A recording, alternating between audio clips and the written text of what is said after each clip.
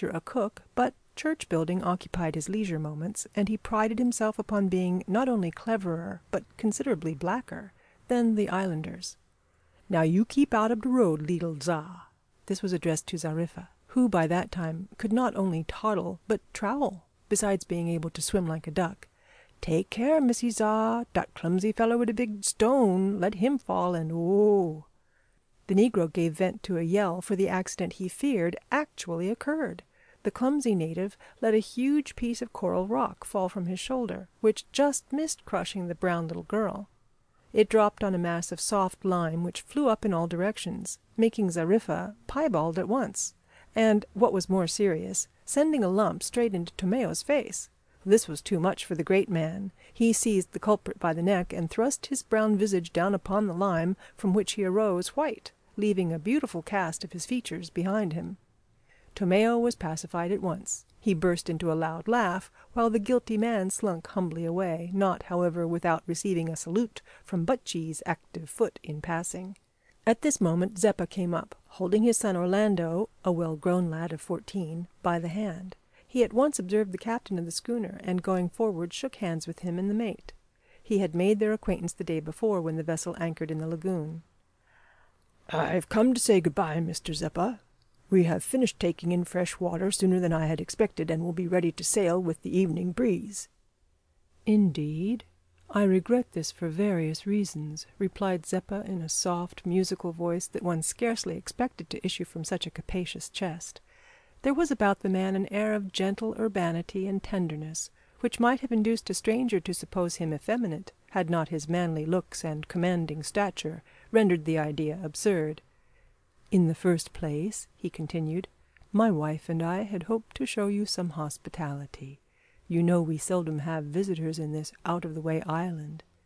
Then we wanted your advice with regard to the building of our church, which you see is progressing rapidly. And last but not least, I wished to ask a favor, which it will be impossible to grant if you sail tonight." "Perhaps not impossible," said Captain Daniel, whose gruff nature was irresistibly mellowed by the sweet spirit of the giant who addressed him. "What do you want me to do?" "I meant to ask a passage in your vessel for my son and myself to the island of Otava. It is not far off, and you said yesterday that you intend to pass close to it.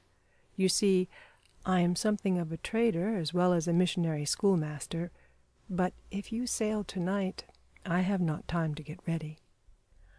"If that's all your difficulty," returned the captain, "I'll delay till tomorrow night. A day won't make much difference, will it, Mr. Roscoe?"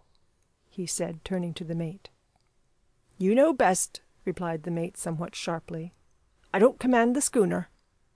The captain looked at the officer with an angry frown, and then, turning quickly to Zeppa, said, "Well, if that time will do, it is settled.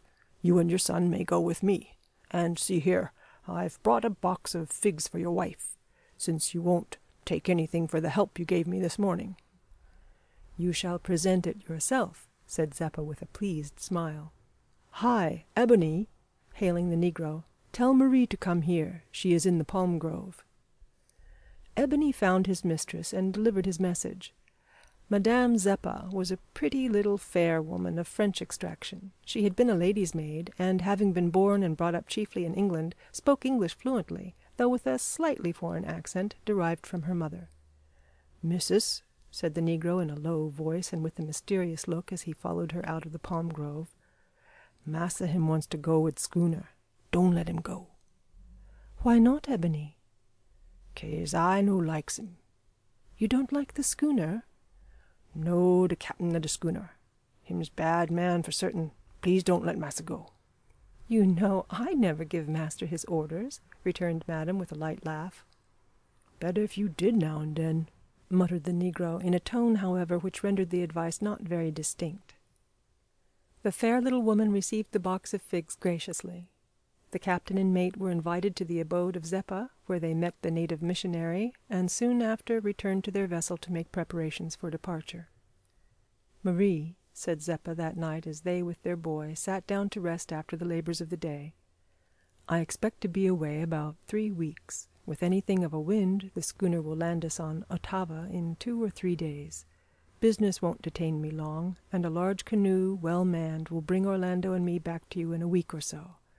It is the first time I shall have left you for so long since our wedding. You won't be anxious, little woman?" "I would not be anxious if I were sure you went with good people," returned Marie with a slightly troubled look. "But are you sure of the captain?" "I am sure of nobody except you, Marie," returned her husband with a smile that contained a dash of amusement in it. "And me, father?" said Orlando, assuming an injured look. "Well, Orley, I can't say that I am quite sure of you, you rascal," returned his father playfully. "That spice of mischief in your composition shakes me at times. However, we will leave that question to another time. Meanwhile, what makes you doubt the captain, Marie?" "Ebony seems to doubt him, and I have great faith in Ebony's judgment." "So have I, but he is not infallible. We should never get on in life if we gave way to groundless fears, dear wife. Besides, have we not the promise, 'Lo, I am with you alway'?"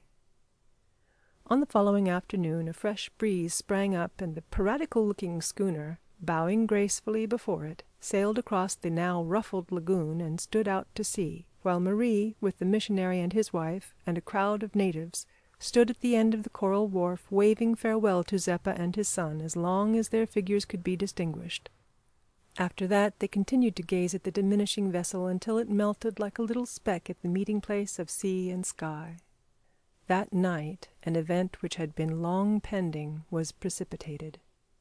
Captain Daniel had given way to his fierce temper so often during the voyage, and had behaved with such cruel tyranny to his crew, that they had resolved to stand it no longer.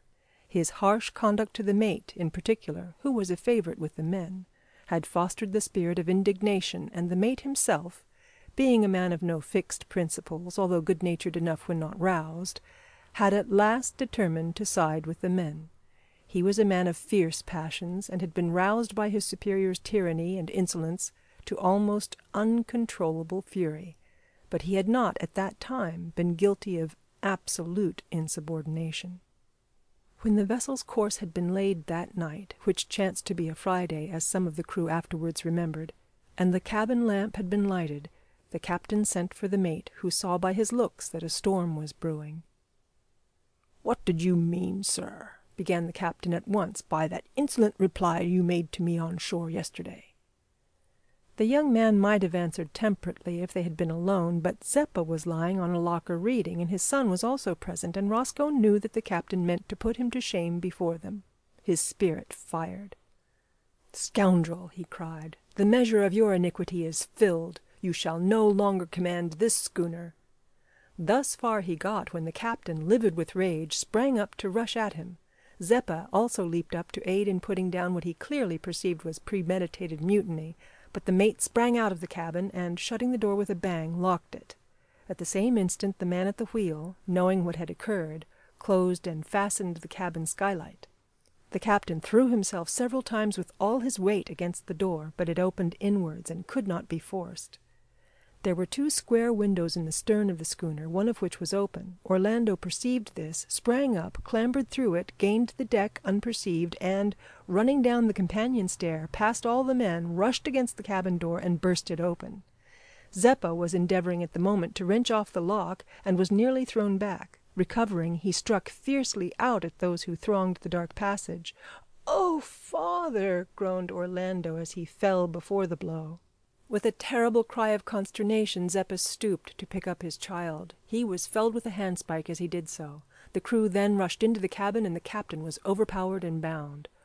"Overboard with them all!" shouted one of the men. There were some among these villains who, having once given the reins to their rage, were capable of anything. These, ready to act on the diabolical suggestion, attempted to drag Zeppa and the captain up the companion ladder, but their great size and weight rendered the effort difficult. Besides, Zeppa's consciousness was returning, and he struggled powerfully. It was otherwise with poor Orlando. One of the ruffians easily raised the lad's light frame and bore him to the deck. Next moment a sharp cry and splash were heard. Zeppa understood it, for he had seen his son carried away. With a wild shout he burst from those who held him, and would certainly have gained the deck and leaped overboard had not a mutineer from behind felled him a second time.